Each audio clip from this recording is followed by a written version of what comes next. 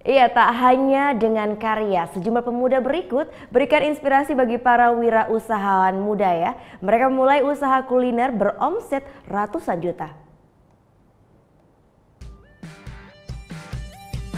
Beromset 1 miliar sebulan, inilah usaha yang ditekuni Muhammad Faizal Hidayat sejak 4 tahun lalu di Semarang, Jawa Tengah.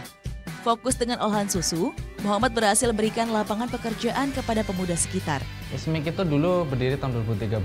Ya, karena aku melihat tuh teman-teman tuh banyak yang mindsetnya ketika bekerja itu ke arah kepemerintahan atau mungkin pegawai negeri sipil. Dan padahal untuk jadi PNS itu susahnya minta ampun.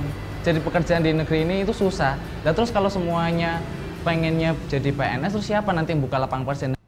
Bermodal uang pinjaman dari PMW atau Program Mahasiswa Wirausaha sebesar 1,3 juta rupiah, kini usahanya telah berkembang hingga 18 outlet yang tersebar di beberapa daerah. Berhasil kembangkan usahanya di usia muda, 24 tahun, Faizal telah berdayakan 200 lebih karyawan. Sebagian pekerja merupakan mahasiswa yang menyambi di kala senggang. Sementara di Bali, Iputu Giga Uliana yang berusia 21 tahun sukses merintis usaha kuliner yang beromset ratusan juta per bulan.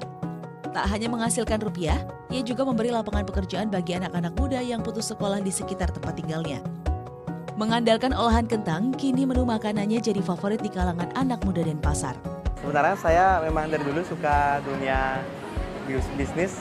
Waktu SMP saya jualan pulsa, SMA jualan baju kayak gitu Kak.